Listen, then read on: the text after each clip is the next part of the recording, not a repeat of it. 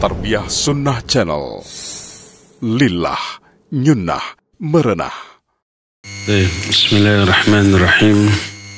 Assalamualaikum warahmatullahi wabarakatuh. Alhamdulillahilladzi hadana lihadza wa ma kunna linahtadiya laula an hadana Allah.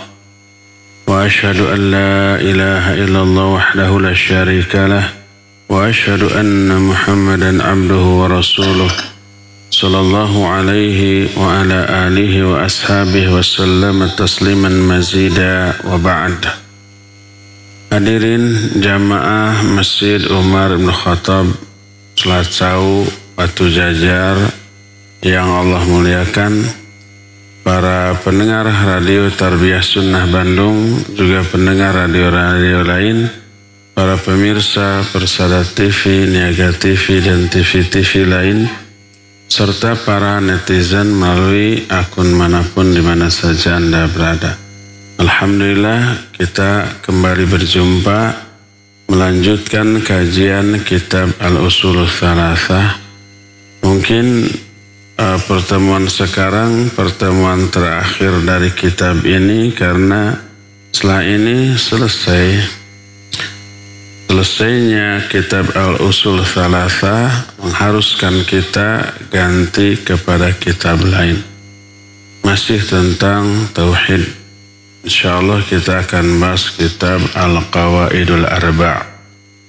4 kaidah dalam memahami Tauhid.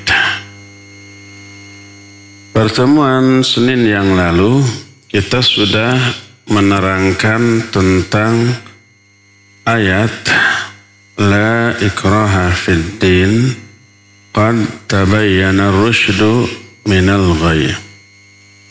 Tidak ada paksaan dalam agama karena sudah jelas antara yang lurus dengan yang menyimpang, yang benar dengan yang salah. Jadi tinggal kepasrahan orang tersebut. Setelah jelas ini benar, ini salah, terserah dia mau milih mana. Tidak bisa kita memaksakan agama ini untuk dianut oleh orang lain. Adapun orang yang sudah masuk Islam, maka dia harus melaksanakan syariat Islam. Perintahnya dilakukan dan larangannya wajib dijauhi. Kalau tidak, maka ada sanksi di dunia dan sanksi juga di akhirat. Sanksi di dunianya beragam, tergantung jenis perbuatannya. Kalau sanksi di dunianya umpamanya berupa melanggar larangan seperti mencuri, maka sanksi di dunianya dipotong tangannya. Kalau mabuk, maka dijilid 80 kali. Kalau berzina dan dia masih bujang dan lajang, juga dijilid 100 kali, dicambuk. Kalau sudah pernah menikah, maka dirajam. Ini sanksi di dunia. Ada lagi yang memang tidak disangsi di dunia, tapi disangsi di akhirat. Nah, ini sanksinya ini menunjukkan bahwa kalau sudah masuk Islam, tidak ada sikap lain, tidak ada yang harus dilakukan kecuali tunduk patuh kepada aturan Islam ini. Tidak bisa orang sholat kemudian dia tinggalkan, lalu kita paksa ayo sholat wajib. Dia berhujjah dengan ayat La ikraha fid din. Tidak boleh ada paksaan dalam agama. Gak bisa dia begitu, karena ayat itu untuk orang kafir yang akan masuk Islam. Adapun orang yang sudah Islam, ya dia dipaksa. Sejak anak-anak, kalau 7 tahun perintahkan untuk sholat. 10 tahun masih belum sholat, dia apa? Dipukul. Ini paksaan? Ya, paksaan. Itu konsekuensi orang yang sudah masuk Islam. Jangankan urusan dengan Allah, urusan dengan sesama manusia. Kalau kita sudah kontrak kerja di sebuah perusahaan, harus loyal, harus komitmen, harus taat kepada aturan perasaan. Datang jam 8, pulang jam 4. Jam 12 ada istirahat sampai jam 1. Selama di tempat kerjanya harus gini. Itu komitmen. Kalau ternyata tidak, semau-mau saya, nggak boleh dipaksa. Saya sudah datang jam 10, pulang jam 1. Bisa begitu? Nggak bisa, disanksi oleh perusahaan. SP1, SP2, SP3 dipecat, dan seterusnya. Ya. Ini baru perjanjian dengan sesama manusia, apalagi perjanjian dengan Allah. Lalu setelah itu Allah menyatakan setelah la ikraha fid din qad tabayyana rusydu minal ghayy. Tidak ada paksaan dalam agama karena sudah jelas antara yang lurus dengan yang menyimpang. Lalu Allah menyatakan famay yakfur bit-taghut wa yu'min billah. Siapa orang yang kufur kepada taghut wa yu'min billah dan beriman kepada Allah. Ini semakna dengan kalimat la ilaha illallah. Ini esensi dari tauhid. Ini intisari dari tauhid. Faman yakfur bit-taghut sama dengan la ilaha. Siapa yang kufur kepada taghut sama dengan la ilaha. Tidak boleh ada sesembahan. Semua sesembahan wajib kita kufuri, wajib kita ingkari. Wa yu'min billah, lalu iman kepada Allah ini semakna dengan illallah. La ilaha, tidak ada sembahan, tidak ada taghut. Tadi kemarin sudah kita terangkan taghut itu salah satu maknanya segala sesuatu yang disembah selain Allah dan dia ridha disembah. Faman yakfur bit-taghut, siapa yang kufur kepada taghut alias la ilaha, tidak boleh ada sembahan. Wa yu'min billah, dan iman kepada Allah ini illallah, kecuali Allah. Allah satu-satunya yang harus disembah. Siapa yang mengatakan kufur kepada taghut dan iman kepada Allah, faqad istamsaka bil urwatil wuthqa, maka sungguh dia telah berpegang teguh kepada tali yang sangat kuat. Yang dimaksud tali yang sangat kuat ini, kata Imam Al-Baghawi rahimahullahu ta'ala, adalah kalimatul tauhid la ilaha illallah. La ilaha illallah disebut al-urwatul wuthqa, tali yang sangat kuat. Nah, siapa orang yang sudah kufur kepada taghut alias dia tidak menyembah yang lain, tidak beribadah kepada yang lain, dia kufur terhadap sesembahan-sembahan lain, wa yu'min billah, dan hanya iman kepada Allah, hanya ibadah kepada Allah, orang itu telah berpegang teguh kepada kalimat tauhid la ilaha illallah. Oleh karena itu para ulama menyatakan ada dua rukun tauhid. Dua rukun la ilaha illallah. Satu saja di antara dua rukun ini tidak dipenuhi, gugur sudah tauhidnya. Apa rukun yang pertama? Rukun pertama disebut nafi. Nafi itu artinya menolak atau meniadakan atau mengingkari. Apa yang ditolak, apa yang ditiadakan, apa yang diingkari, semua sesembahan. Nah, ini rukun pertama diambil dari kalimat la ilaha, tidak ada ilah, tidak ada sembahan. Ini nafi, menolak semua sesembahan. Rukun yang pertama sama dengan kalimat famay yakfur bit-taghut, kufur kepada taghut. Rukun kedua isbat. Isbat itu menetapkan. Menetapkan apa? Menetapkan satu-satunya sesembahan yang benar, yaitu Allah. Illallah. Ini isbat. Jadi rukun yang pertama nafi, rukun yang kedua isbat. Rukun pertama menolak seluruh sesembahan, rukun kedua menetapkan Allah sebagai satu-satunya sesembahan. La ilaha illallah. Sama dengan may yakfur bit-taghut wa yu'min billah. Nah, ini dua rukun, dua-duanya harus ada. Kalau umpamanya nyembah kepada Allah, ibadah kepada Allah, tapi juga ibadah kepada yang lain, berarti dia hanya punya satu rukun, isbat saja. Nafinya tidak ada. Karena dia tidak menafikan, tidak menolak, tidak mengingkari sesembahan lain. Hanya ilallah, la ilahnya tidak ada dalam dirinya. Maka gugurlah tauhidnya.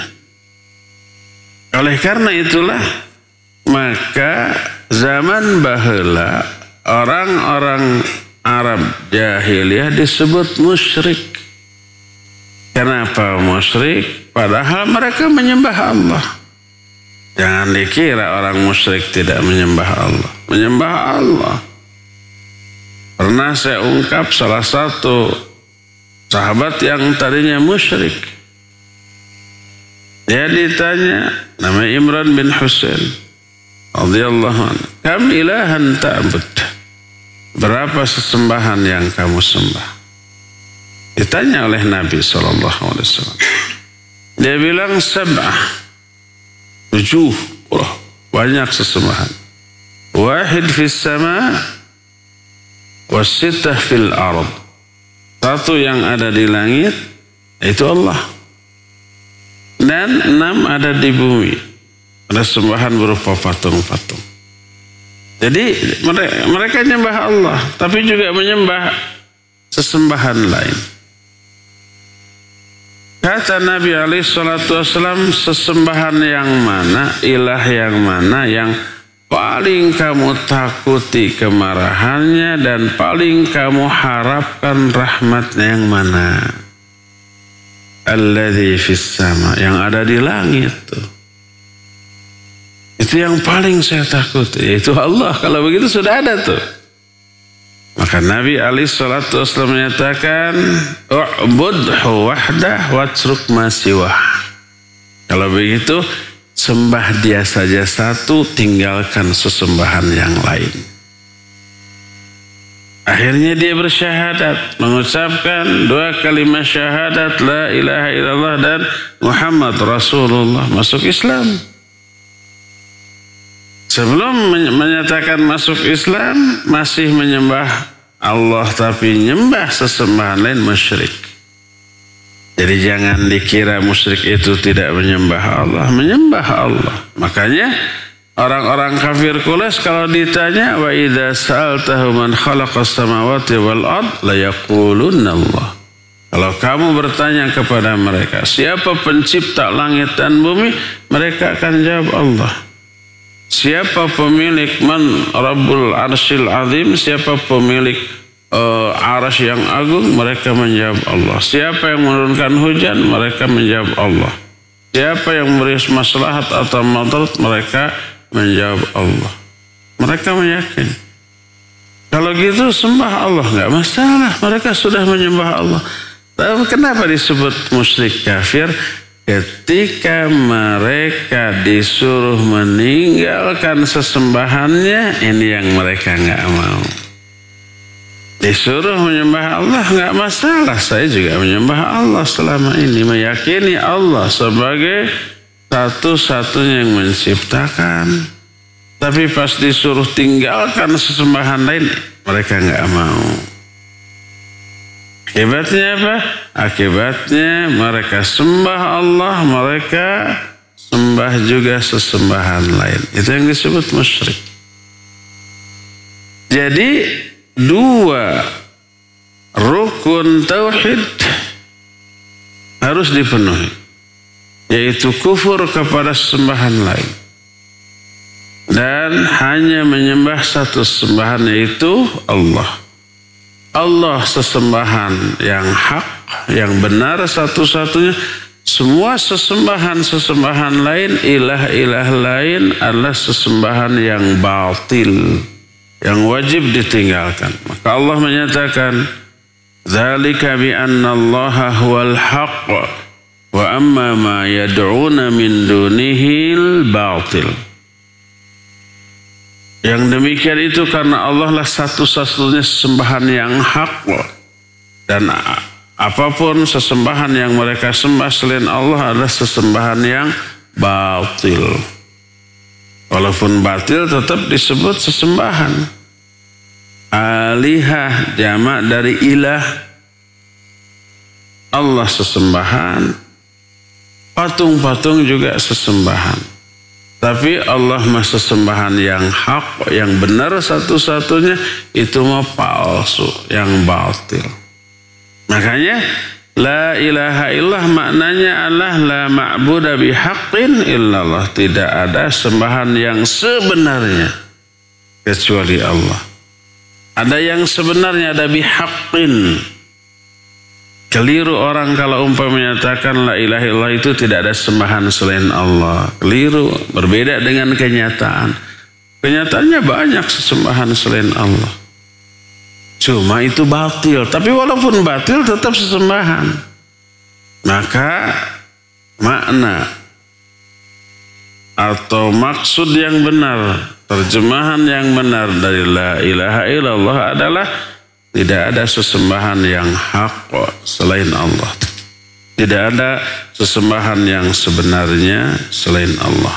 Nah, berkata Syekh Al-Utsaimin rahimahullahu ta'ala ketika mengupas kalimat la ilaha illallah atau mayakfur bit-taghut wa yu'min billah. Kata beliau, bada Allah azza wa jalla bil kufri bit-taghut qabla al-iman billah. Lianna min kamali syai' izalatul mawani qabla wujudit thawabit. Walihada yuqalu at-takhliyah qabla at-tahliyah. Dalam ayat ini, fama yakfur bit-taghut wa yu'min billah, Allah memulai dengan kalimat kufur kepada taghut sebelum iman kepada Allah. Sama dengan la ilaha illallah. La ilah dulu, baru illallah. Tidak menyatakan Allah lah sesembahanku, yang lain bukan sesembahan. Bukan begitu, tapi tidak ada sesembahan yang sebenarnya kecuali Allah. Kufur dulu kepada taghut, baru iman kepada Allah. Kenapa? Karena di antara kesempurnaan sesuatu adalah menghilangkan dulu kotoran, penghalang sebelum diadakan atau ditetapkannya kebenaran atau sesuatu yang dianggap penting. Maka ada satu konsep dalam banyak hal, dalam dakwah, dalam pendidikan, dalam pembinaan, at-takhliyah qabla at-tahliyah. Sama dengan kita mau dandan. Dandan itu menghiasi diri. Wanita rata-rata yang dandan. Kalau laki-laki mah asal mainnya. Tapi apa yang dilakukan sebelum dandan umpamanya ya habis emak-emak zaman, atau jangan emak-emak, gadis-gadis juga dulu banyak. Umpamanya habis dari sawah, habis tandur. Biasanya kan tandur emak-emaknya wanita. Saya jarang lihat laki yang tandur. Ayah ketang hiji dua. Tapi kebanyakan perempuan. Lagi masih bobolokot, luut leet kesang, bobolokotku letak tanah, langsung dandan. Atau meureun siga babeging. Gak bisa. Langsung dandan, langsung dihiasi. Karena masih banyak kotoran yang menempel pada badannya. Maka sebelum dandan apa dulu itu Sima? Mandi dulu. Bebersih dulu. Ngaruru dulu. Ngaruru tidak ada terjemahan dalam bahasa Indonesia. Ngaruru itu membersihkan daki dengan cara dikosok. Bagian kotornya itu diruru, dikosok. Kadang nggak bisa dengan tangan, kadang dengan batu kan adanya. Batu yang bulat gitu, yang kasar. Nah seperti itu, apalagi daerah rorombeheunana. Nggak bisa sekali dua kali, harus digosoknya dengan batu yang kasar. Nah seperti itu. Setelah mandi bersih semuanya, baru didandani. Itu namanya takhliyah qabla tahliyah. Takhliyah itu membersihkan dulu. Membuang kotoran-kotoran, membuang hal yang tidak perlu. Setelah itu baru dihiasi. Sama umpamanya kalau kita mau menata rumah. Ditata, mungkin ditaruh kembang, ditaruh hiasan, ditaruh ini biar indah. Sebelum ditata, dihias itu ruangan diapakan dulu? Dibersihkan dulu, disapu, dipel, diwangikan. Gordengnya lihat, udah tahunan ini nggak dicuci kan, rata-rata gordeng mah jarang dicucinya. Belum tentu setahun sekali tah. Sampai belewuk, penuh dengan apa? Dengan debu. Bisa segar udara, bisa nggak kelihatan bersih dan indah, enggak. Akhirnya gordengnya diambil, direndam lagi harus semalaman meureun eta mah. Terus dicuci, kalau umpamanya dicuci berkali-kali juga kotor, gordeng mah picen beli yang baru aja gitu. Geusna seueur artos eta mah. Terus dipasang jadi ya baru, ya bersih, ya wangi gitu ya. Baru setelah itu ditata. Itu namanya takhliyah qabla tahliyah.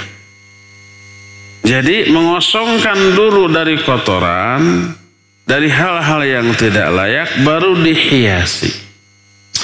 Demikian juga keyakinan untuk memperoleh tauhid yang bersih, yang murni.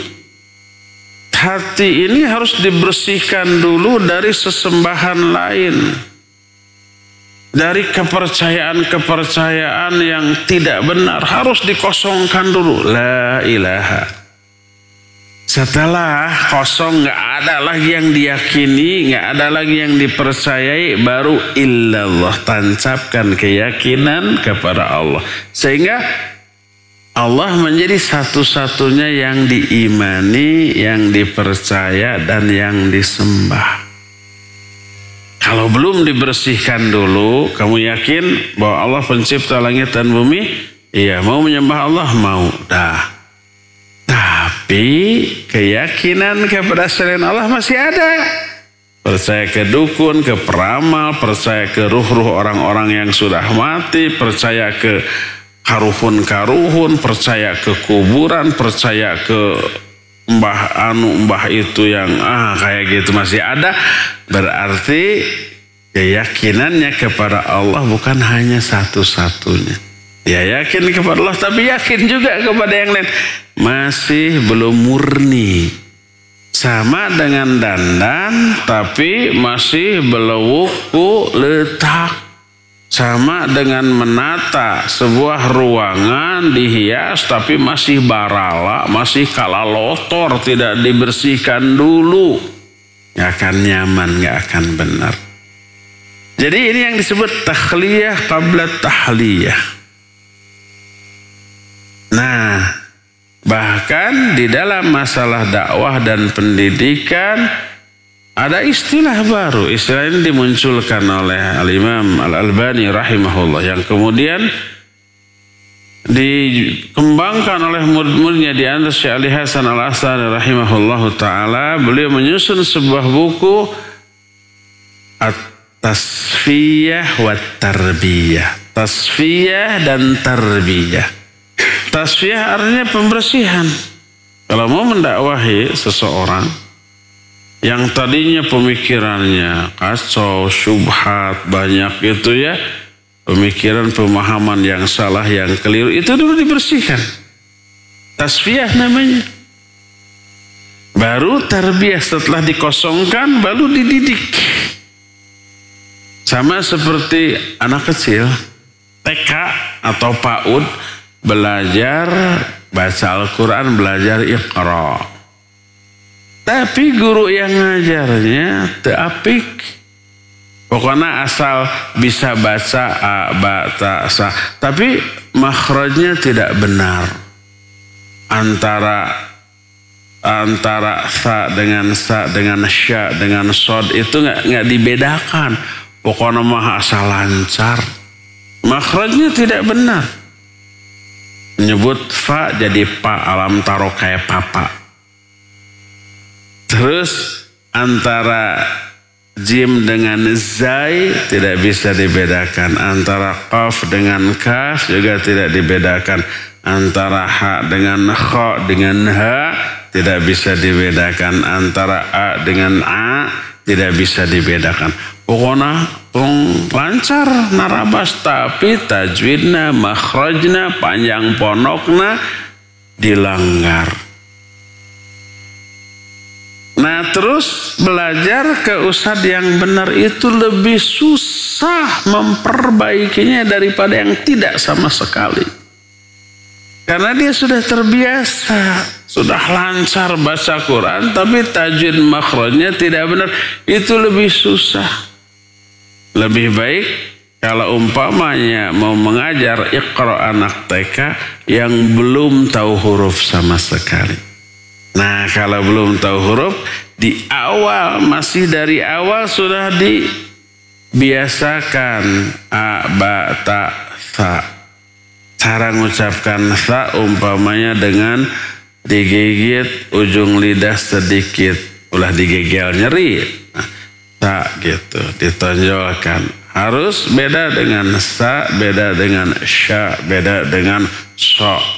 Dibedakan.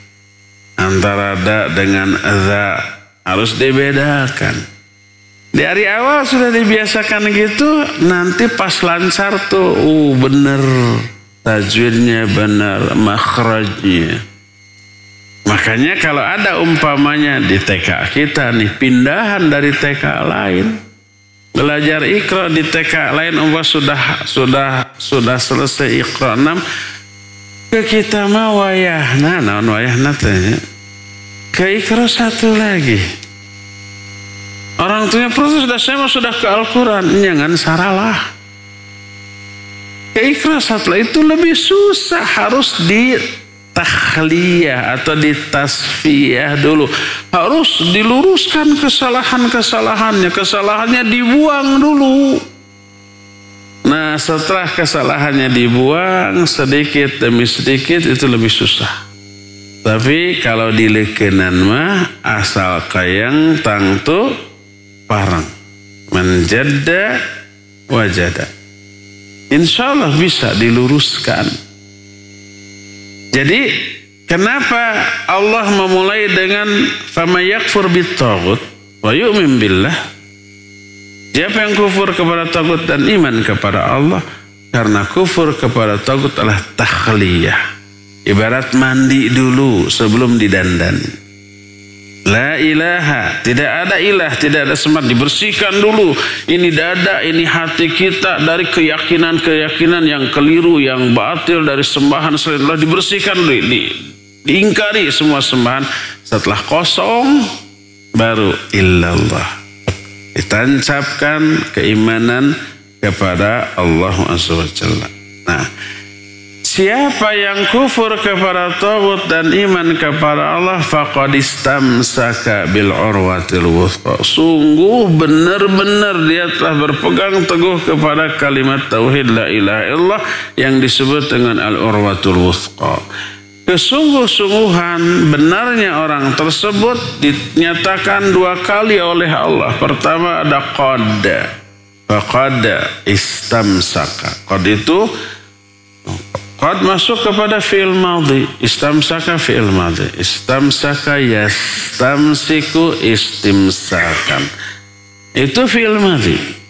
Qad masuk ke fi'il madhi artinya sungguh-sungguh, benar-benar. Kedua dengan lafaz istamsaka. Kata istamsaka itu memegang lebih kuat daripada tamassaka. Berkata Syekh Al-Utsaimin rahimahullah,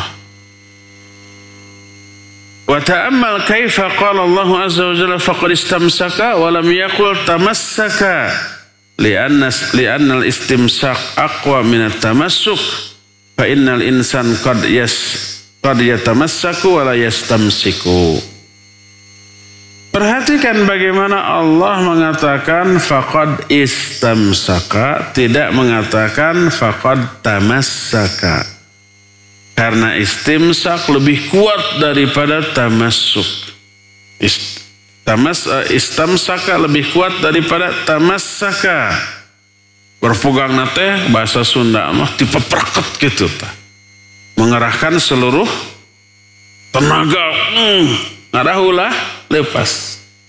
Makanya Allah menyatakan famayakfur bitaghut wa yu'min billah faqad istamsaka bil urwatil wuthqa la infisama laha. Dia tidak akan lepas selamanya. Karena megang nate dipepraket sekuat tenaga ya. Nah, inilah hakikat dari tauhid. Inilah esensi dari tauhid. Harus memenuhi dua rukun, ada nafi, ada isbat, ada menolak sesembahan-sembahan lain dan menetapkan Allah sebagai satu-satunya sembahan. Ya, para wargi sadaya, sekarang sudah jam 6, kewajiban bagi radio ini untuk menyetel dulu jeda sebentar. Setelah itu nanti kita akan masuk ke sesi saya jawab wa sallallahu ala nabiyina Muhammadin wa ala alihi wa ashabihi wasallam. Mangga. Baik, ikhwati manazani Allah wa yakum, para pendengar dan pemirsa dimanapun antum berada yang menyimak kajian di pagi hari ini. Kami persilahkan bagi antum yang akan bertanya, dan untuk di sesi tanya jawab ini kita akan berikan kesempatan terlebih dahulu barangkali ada jamaah yang akan bertanya langsung kepada Ustadz di Masjid Umar bin Khattab. Silahkan. Ada yang mau nanya? Silahkan. Pak Husain.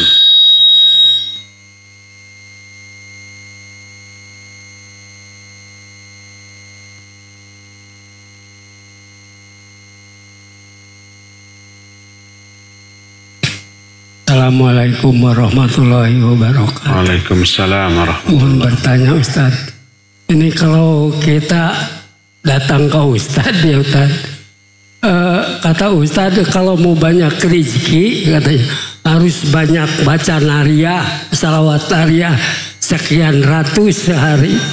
Itu termasuk juga mengingkari menduakan Allah itu Ustaz. Kalau kita percaya cukup sekian tadi. Assalamualaikum warahmatullahi wabarakatuh. Waalaikumsalam warahmatullahi. Iya, Pak Husain bertanya, ada orang yang menyatakan kalau mau kaya rizki baca salawat nariyah sekian kali. Ini di kampung-kampung itu sudah puluhan tahun orang membaca salawat nariyah. Anggar we miskin. Di kota-kota tara maca. Yang kayak begitu kaya. Jadi pertama, yang mengatur rezeki itu Allah. Dan Allah sudah memberitahukan bagaimana caranya agar kita diberi rezeki. Salah satunya ada yang dengan cara berdoa. Ya, berdoa betul. juga berikhtiar. Adapun dengan cara membaca sholawat, harus ada keterangan dari Rasul alaihi salatu wassalam atau dari Allah, siapa yang membaca sholawat akan Allah limpahkan rizki. Maka tidak ada dalil seperti itu. Itu kalau sholawatnya benar, sholawat dari Rasul sallallahu alaihi wasallam dengan mengatakan Allahumma sholli ala Muhammadin wa ala alihi wa ala ali Muhammad, umpamanya begitu. Ribuan kali sholawatnya, membaca sholawatnya berpahala. Kalau diniatkan membaca sholawat untuk memperoleh rizki, niatnya ini sudah bukan karena Allah lagi, karena dunia. Itu sama dengan mengamalkan amalan akhirat dengan niat dunia. Itu termasuk penyimpangan dalam masalah tauhid. Tidak kafir, tidak musyrik. Tapi itu salah satu bentuk penyimpangan dalam masalah tauhid. Maka dalam kitab tauhid sudah kita bahas satu bab, beramal dunia dengan niat akhirat, itu termasuk salah satu penyimpangan dalam masalah tauhid. Sama dengan kita tahajud, sama dengan kita umpamanya saum, tapi tujuannya agar kaya, agar dilancarkan rezekinya. Itu tidak benar. Kalau umpama mau naik pesawat, sholawatin aja sholawat 1000 kali. Nanti sehari bisa naik 1000 kali pesawat. Kan nggak masuk akal. Sehari naik pesawat berapa kali? 1000 kali. Mungkin nggak? Mustahil. Sanajan umpamana naik nate ukur ketika pesawatnya diam, kita naik. Turun lagi, naik lagi, turun. Bisa 1000 kali, tapi gue gempor. Iya, naik pesawat 1000 kali sehari. Hanya karena pernah membacakan apa? Kapal-kapalan sholawat 1000 kali. Itu niat yang salah, yang keliru, tidak boleh. Itu kalau sholawatnya benar dari Rasul sallallahu alaihi wasallam. Apalagi sholawatnya bikinan orang. Salawat nariyah atau salawat munfarijah atau disebut juga salawat kamilah. Allahumma sholli salatan kamilatan wa sallim salaman taman ala sayyidina, dan seterusnya. Itu yang disebut dengan salawat nariyah atau salawat kamilah atau salawat munfarijah, sama. Itu ditemukan oleh seorang sufi dari Maghribi, dari Maroko di abad yang keempat. Bukan dari Nabi SAW, bukan dari para sahabat, bukan dari para ulama. Nah, lalu yang menciptakannya, yang mengarangnya mengatakan siapa yang membaca salawat di sekian kali akan bertambah rezekinya. Ini berarti mempercayai omongan orang biasa, bukan Nabi alaihissalatu wassalam. Lalu kita amalkan. Apakah syirik? Tidak syirik kalau mengamalkan sholawatnya. Cuma dalam sholawat nariyah itu ada kalimat yang seolah-olah memintanya kepada Nabi alaihi salatu wassalam. Bahwa Nabi SAW di sana itu bisa melepaskan ikatan-ikatan kesulitan, bisa melepaskan manusia dari kesusahan, bisa memenuhi hajat-hajat kebutuhan setiap orang. Nah, seperti itu. Memintanya kepada Nabi alaihissalam, bukan kepada Allah subhanahu wa ta'ala. Ya, wallahu alam shawab. Mangga Cepi kanggo pendengar. Ya, baik. Syukran Ustadz atas jawabannya. Pertanyaan selanjutnya dari Bapak Zaki di Padang. Bismillah, saya di rumah memiliki ayah yang sudah sangat berumur. Ayah saya tidak bisa sholat sendiri karena sering lupa gerakan sholat dan lupa jumlah rakaat. Bolehkah saya tidak sholat ke masjid dengan tujuan bisa mengimami ayah saya sholat berjamaah di rumah agar sholat beliau benar dan tidak salah-salah? Silahkan Ustaz. Barakallahu fiik. Pak siapa tadi di Padang ya? Kalau bisa bapaknya itu dibawa ke masjid berjamaah, bawa. Kalau masih memungkinkan. Kalau kadang ada orang secara fisik sehat, tapi karena sudah pikun, pikirannya tidak ajeg gitu. Jadi bisa jalan-jalan keluar, bawa ke masjid supaya ikut sholat berjamaah dengan imam supaya tidak salah sholatnya. Itu kalau bisa dibawa. Kalau tidak bisa dibawa, harus sholat di rumah sendirian, maka ini tidak menjadi uzur bagi si anak atau siapapun untuk sholat di rumah. Tetap sholatlah di masjid, nanti sepulang dari masjid, pulang di rumah, sholat lagi. Mengimami bapak dibolehkan. Untuk sebuah hajat atau keperluan, dibolehkan. Mengulang sholat fardu hukumnya sunnah. Ini pernah terjadi pada Mu'adz bin Jabal radhiyallahu anhu. Mu'adz bin Jabal itu menjadi imam di kampungnya. Suatu saat Mu'adz bin Jabal ke Madinah. Jarak kampungnya dengan Madinah itu bisa ditempuh dengan kuda atau jalan kaki. Dan beliau ikut salat Isya berjamaah dengan Nabi SAW. Setelah Isya baru pulang. Ternyata orang-orang di kampungnya masih menunggu Mu'adz untuk sholat Isya. Akhirnya Mu'adz mengimami mereka kembali. Jadi mengulang sholat Isya yang sudah dilakukan bersama Rasul SAW di Madinah sebagai makmum, dan ketika pulang lagi ke kampungnya mengimami orang-orang di kampungnya untuk sholat Isya. Beliau meniatkan sunnah. Mengulang sholat fardu adalah sunnah. Makmumnya meniatkan fardu wajib. Dan ini menjadi dalil tentang banyak hal. Pertama, bolehnya mengulang sholat fardu. Yang kedua, dibolehkannya beda niat antara imam dengan makmum. Imam niatnya sunnat, makmum niatnya apa? Fardu atau wajib. Ya. Nah, ini menjadi dalil tentang dibolehnya mengulang sholat fardu tadi. Jadi bapak penanya tadi tetaplah sholat berjamaah di masjid bersama imam. Setelah itu pulang dan mengimami ayahnya. 2 kali dong, ya nggak apa-apa. Capek tuh, wayahna tuh. Masa untuk sholat capek, lagi 3 rakaat. Mal nggak akan ngos-ngosan, nggak akan tiba bergeg, tidak akan keringetan, tidak akan lilis. Jangankan 3 rakaat, tarawih aja umpamanya 11 kita mampu kuat ya. Demikian Pak, wallahu a'lam bishawab. Kembali ke jamaah kalau ada yang mau nanya tuh.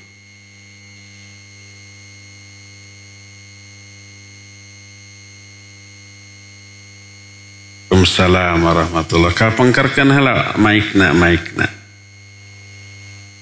Mak.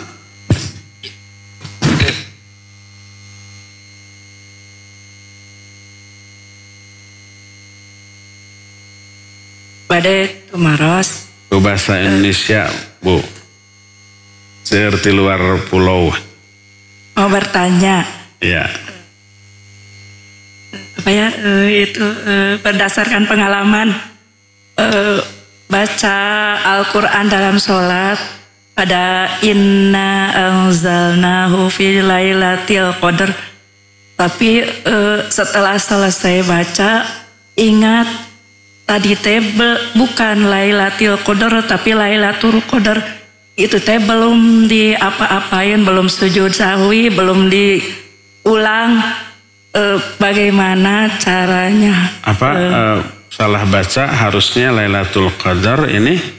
Harusnya Lailatil, tapi dibaca jadi Lailatul yang pertama itu. Bagaimana solusinya? Assalamualaikum warahmatullahi wabarakatuh.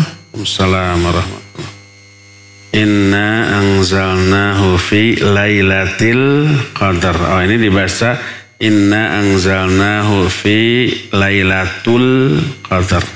Ayah. Barakallahu fiik. Salah tadi kesalahan nahwu, bukan kesalahan lafaz. Antara ti dengan tu tidak merubah arti sama sekali. Itu memang salah, keliru, tapi yang mendengar masih bisa faham. Masih bisa faham. Memang tidak boleh kalau Al-Quran salah lafaz. Kalau disengaja, ini kalau disengaja dosa. Tapi kalau tidak disengaja karena namanya talabus, karena artinya apa ya, ragu, keliru antara ta'ti itu. Di ayat yang pertama, inna anzalnahu fi lailatul qadr wa ma adraka ma lailatul qadri. Beda i dengan u, itu urusan nahwu, urusan tata bahasa, urusan gramatika, tapi tidak merubah arti. Kesalahan dalam membaca ayat tidak mengharuskan sujud sahwi. Tidak apa-apa, salatnya tetap sah. Kalau itu dilakukan karena sesuatu yang lumrah, wajar gitu ya, asa ta, asa ti gitu, dibaca tu aja gitu. Tapi setelah selesai sholat dilihat lagi di Quran, ternyata ti, Lailatul Qadar. Tadi saya membacanya Lailatul Qadar. Maka tidak apa-apa, cukup ditobati saja untuk bacaan yang akan datang tanpa harus sujud sahwi. Wallahu a'lam. Mangga Cepi, kembali ke Cepi. Ya, syukran Ustadz atas jawabannya. Pertanyaan selanjutnya, Bismillah, Assalamualaikum warahmatullahi wabarakatuh. Ustadz, saya Ibu Nur dari Semarang. Mau tanya, apakah saya berdosa kalau melihat keluarga masih suka pergi ke dukun dan saya tidak berani menyampaikan, apalagi orang tua, takutnya menyinggung. Dan bagaimana caranya menyampaikan ke orang tua kalau hal tersebut tidak diperbolehkan? Silakan Ustaz. Ibu Nur di Semarang, keluarga mungkin orang tuanya masih suka ke dukun. Kalau dilarang ngambek, kamu anak kemarin sore tahu apa gitu ya. Barakallahu fik. Pertama, tetaplah wajib disampaikan dengan sebaik-baik cara. Adapun reaksi orang tua, mau marah, mau menurut, mau tidak, itu urusan lain. Dan kita belum tahu apakah betul akan marah, apakah betul akan tersinggung, atau bahkan berterima kasih, oh baru tahu. Mungkin saja mereka ke dukun itu karena belum mengetahui. Nah, jadi tetap sampaikan dengan sebaik-baik cara, cari momen yang pas, yang tepat, yang enak. Dan atur bahasa juga yang enak. Sesuaikan juga dengan karakter orang tua tersebut. Sebagai anaknya kita akan mengetahui bagaimana cara yang pas menyampaikan sesuatu ke orang tua ya. Kalau dahulu waktu kita belum memiliki penghasilan sendiri, minta uang ke orang tua, kok nggak malu? Kalau sudah gede, sudah dewasa, tapi kok menyampaikan kebenaran tidak malu itu.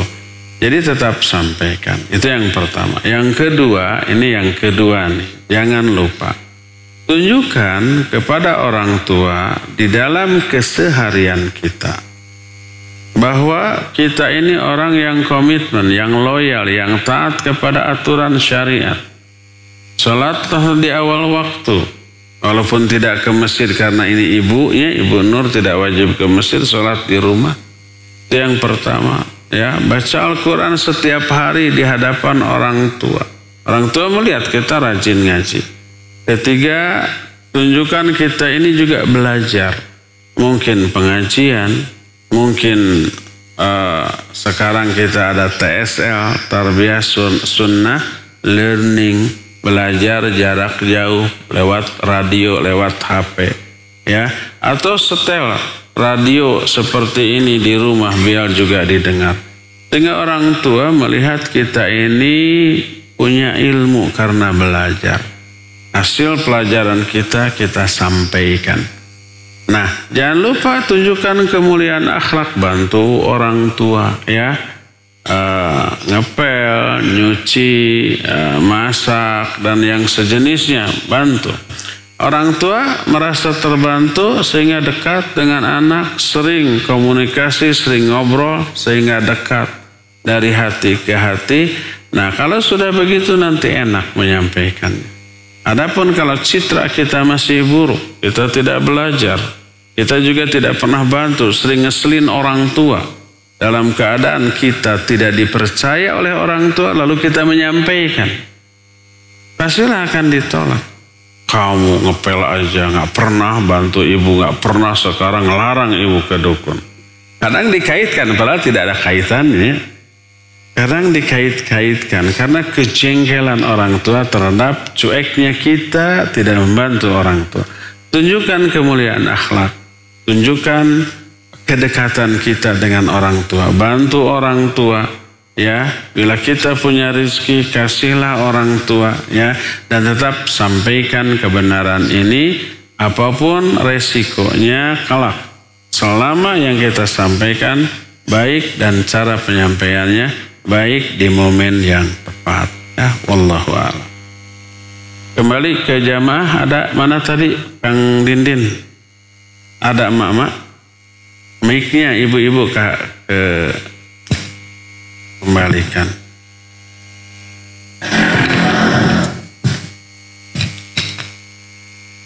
Mangga Kang Dindin. Suri Kiti. Assalamualaikum Ustaz.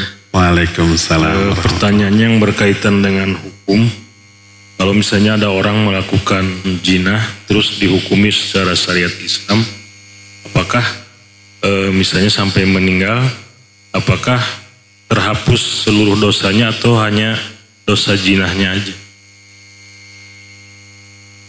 Iya, barakallahu fiik. Kalau ada orang yang berzina lalu dihukum rajam, yang menghukumnya ulil amri di negara Islam, satu-satunya negara di dunia yang menerapkan hukum ini Saudi Arabia.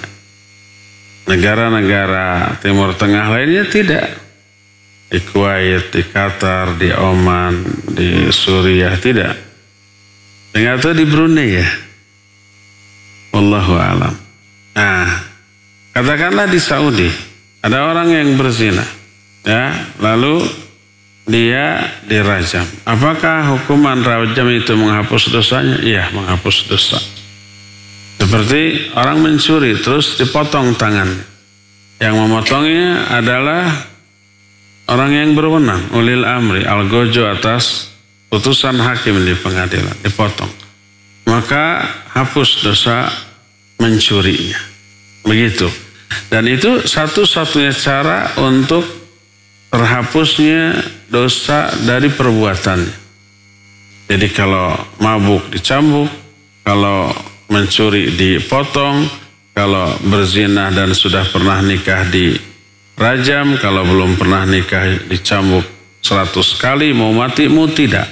Kalau mati ya dikuburkan, kalau tidak mati ya tetap hidup dan diasingkan selama 1 tahun. Nah, itu menghapus dosanya dan tidak akan diazab lagi di akhirat. Baik dia bertobat, menyesal ataupun tidak, ya. Tapi kalau dia bertobat dari dosa zina ini lalu datang ke hakim minta dirajam, kemudian dirajam, maka selain dia terhapus pahalanya, dia juga dapat pahala dari tobatnya. Kata Nabi SAW, ketika ada seorang wanita berzina kemudian dirajam, Umar ketika melemparnya itu sambil mencela. Kata Nabi SAW, jangan kamu cela dia, karena sesungguhnya dia sudah tobat, yang apabila tobatnya dibagikan kepada 70 orang penduduk Madinah, maka itu akan mencukupi. Jadi ada pahala dari tobatnya. Kalau yang tidak tobat, maka terhapus dosa dari berzinahnya, tapi dia tidak dapat pahala dari tobatnya karena dia tidak tobat. Ya, jadi mau tobat mau tidak dari zinahnya, hukuman rajamnya menghapus dosanya. Tapi kalau tidak tobat nggak dapat pahala. Kalau tobat dapat pahala dari tobatnya. Allahu a'lam. Tapi terakhir ya. Baik, pertanyaan terakhir Ustadz kita angkat dari penelpon. Ya, silakan. Halo. Assalamualaikum warahmatullahi wabarakatuh. Waalaikumsalam warahmatullahi wabarakatuh. Dengan Bapak siapa di mana? Kang Mulut di Bogor, Ustaz. Kang Mulut, Kang Mulut, silakan. Ustaz, ini saya mau nanya ada tetangga yang non Muslim punya adik sakit parah, minta didoakan untuk kesembuhannya. Apakah saya boleh mendoakan beliau gitu, Ustaznya? Kemudian yang kedua, kalau untuk di kota Garut sendiri, Ustaz yang bisa dijadikan rujukan untuk tempat ini, mungkin ada rekomendasi dari Ustaz. Atur nuhun. Assalamualaikum warahmatullahi wabarakatuh. Waalaikumsalam warahmatullahi wabarakatuh. Iya, ada dua pertanyaan. Yang pertama saya tangkap, yang kedua tidak. Nanti CP diulang yang kedua ya. Pertama, kalau nggak salah tetangga Kang Mulud ini ada yang sakit lalu minta didoakan gitu ya. Apakah boleh mendoakan? Harus, bukan boleh. Mau diminta, mau tidak, doakan kesembuhan bagi si pasien, bagi si sakit ya. Ada doa dari Rasulullah SAW, kalau umpah kita melayat pas masuk kita baca doa la ba'sa tahur insyaallah. Lalu letakkan tangan kita, telapak tangan kanan kita di pusat sakit si pasien. Lalu doakan Allahumma Rabban nasi adhibil ba'sa dan seterusnya sampai akhir. Boleh ditambah dengan as'alullahal azim rabbal arsyil azim ayyashfiyaka 7 kali ya. Ya, harus kalau dia minta doakan. Tidak diminta juga doakan. Ya. Tidak apa-apa. Ini yang pertama. Kedua, apa Cepi? Iya. Kalau tidak salah dengar tadi, apakah ada ustadz rujukan di daerah Garut yang bisa dijadikan rujukan untuk menuntut ilmu, Ustadz? Oh, di Garut. Kan Kang Mulut di Bogor, nah harus di Garut. Mungkin ada saudaranya. Ada rujukan ustadz di Garut, ada, saya kenal 2 orang. Pertama Ustadz Nuruddin Abu Fainan, beliau lulusan Mekah, di Mekahnya juga berapa, 18 tahun apa, sama istrinya juga sudah selesai S2, Ustadzah Arfah Ummu Fainan. Mangga belajar ke beliau. Yang kedua ada lagi, beliau seangkatan saya, sekelas dengan saya waktu di Jakarta di Libya, namanya Ustadz Abu Usama Suryana di daerah Sukawening, Garut. Kalau Ustadz Nurdin daerah mananya? Samarang gitu? Ya pokoknya carilah ya. Ada 2 saja, Ustadz Abu Fainan, Nuruddin Abu Fainan, dan istrinya Ustadzah Arfah. Dan yang kedua Ustadz Abu Usama Suryana. Mangga ditelusuri di sana ya. Kalau nggak tahu, nggak bisa minta nomor kontaknya ke radio Tarbiyah Sunnah. Afwan Ustadz. Ya, cukup ya, Ustadz. Sampai di sini saja, waktunya sudah habis. Insya Allah kita berjumpa lagi untuk kajian ini di hari Senin yang akan datang, dan nanti jam 8 insya Allah kita ada kajian, kita ada dakwah, tapi tidak di masjid, di studio, dengar saja di radio masing-masing. Subhanakallahum bihamdik asyhadu an la ilaha illa anta astaghfiruka wa atubu ilaik walhamdulillah rabbil alamin. Wassalamualaikum warahmatullahi wabarakatuh.